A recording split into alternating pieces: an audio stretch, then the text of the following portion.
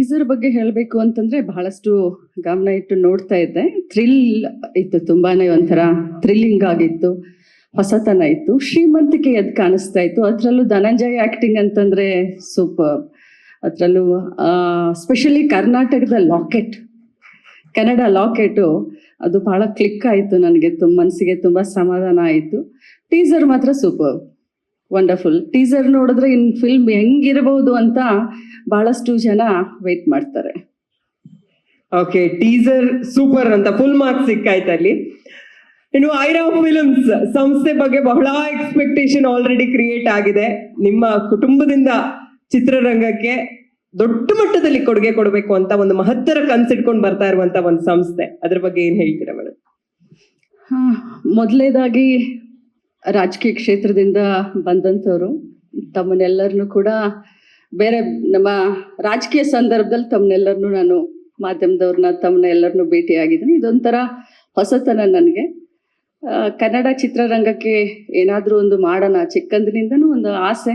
ಮುಂಚೆಯಿಂದನೂ ಕೂಡ ಬಹಳ ದೊಡ್ಡ ದೊಡ್ಡ ನಟ ನಟಿಯರನ್ನ ನೋಡಿ ಬೆಳೆದಿದ್ದೀವಿ.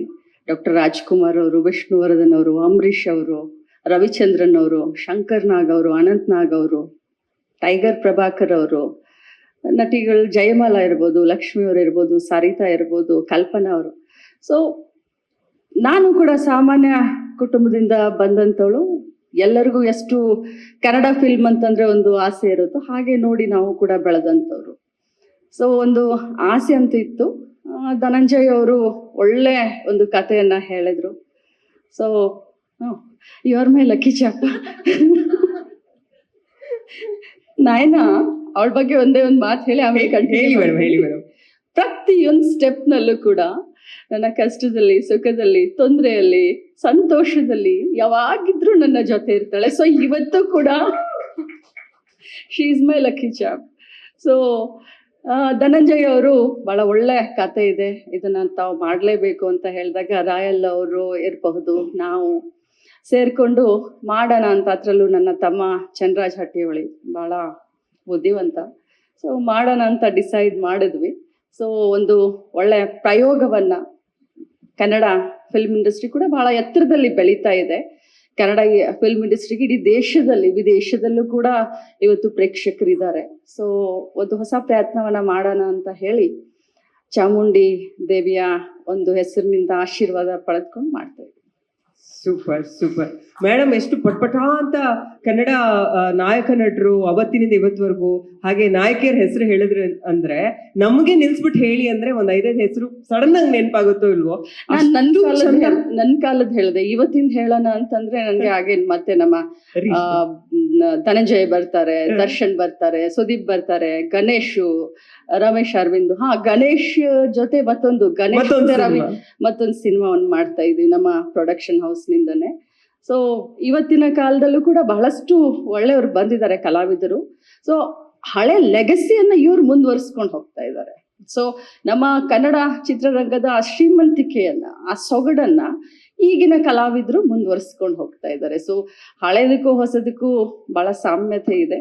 ಸೊ ಓಕೆ, ಒಂದು ನಿಮ್ಮ ಸಂಸ್ಥೆಗೆನೆ ನೀವು ಟಿಪ್ಸ್ ಕೊಡೋದಾದ್ರೆ ಈ ಪ್ರೊಡಕ್ಷನ್ ಸಂಸ್ಥೆನ ನಡ್ಸ್ಕೊಂಡು ಹೋಗೋ ರೀತಿ ಬಗ್ಗೆ ಏನ್ ಹೇಳ್ತೀರಾ ಮೇಡಮ್?